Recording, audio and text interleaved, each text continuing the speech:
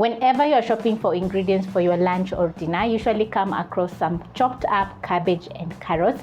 So that is what you're going to be preparing today, and we're going to saute the cabbage and carrots, add in a few flavors, throw in some coriander, and it's going to be so delicious. The chopped up cabbage and carrots saves a lot of time because it's already chopped up for you, so it's going to be very easy for you to cook.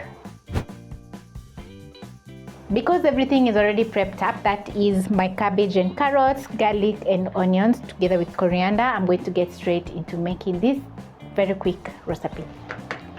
So I'm going to place a pot over medium flame and add in 2 tablespoons of cooking oil. And over here I have 1 medium onion that I've thinly sliced because the cabbage is also thinly sliced. I want everything to cook evenly, so when the cooking oil is ready, I'm going to add in my onion and saute for around a minute until soft. You don't want to brown your onion because it's not going to be looking so good once the sauteed cabbage is ready. Using my spatula, I'm going to stir in my onions and cook for around a minute until the onions are soft. You don't want to brown your onions because they won't be looking so good once the sauteed cabbage is ready. Once the onions are ready, you're going to add in some crushed garlic, add in 2 seasoning, add in 2 seasoning cubes. You can add in 2 seasoning cubes, and it can be either chicken, beef or vegetable stock cube. Just pick what you prefer. Then you're going to stir in and let the onions, garlic and seasoning cubes cook for around 30 seconds until the garlic is ready. At this point, everything is going to be smelling so good because of the seasoning cubes and the garlic. So next I'm going to be adding in some black pepper and white pepper, which are going to add in lots of flavor.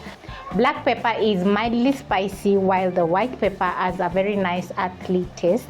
So I'm going to transfer to my pot, and because I don't want anything to brown, I'm going to quickly place in my chopped up cabbage and carrots.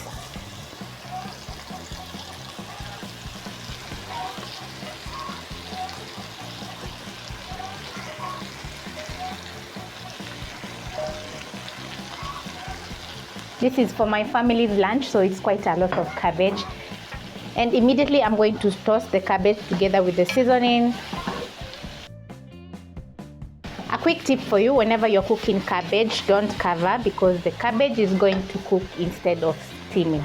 That is, the cabbage is going to release water, hence you're going to have some soupy cabbage. As you are stirring in the cabbage together with the seasoning, it's going to absorb in the salt and it's going to very quickly wilt down. You're going to cook your cabbage for around 1 to 2 minutes, and within those 2 minutes it's going to wilt down and absorb in the seasoning. I'm going to add in a little bit more salt to fully season my cabbage.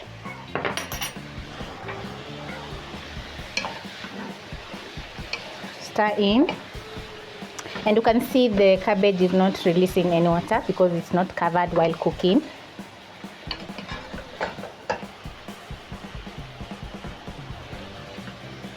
So lastly, I'm going to add in coriander, lots of it.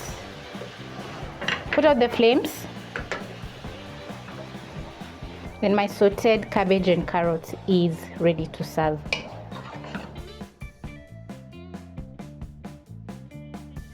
I've served up my sauteed cabbage and carrots together with pan-fried potatoes, zucchini, carrots and sausages, which I made earlier on. And if you want to check how I made these delicious 2 dishes, you can check up here or in the description box for the full recipe. So this is a very nice way that you can serve up your sauteed cabbage and carrots, and it's going to be balanced because we have some carbs, proteins and vegetables together with your cabbage, which also is a vegetable. So I hope you'll be giving this recipe a try and you'll surely enjoy each and every single bite.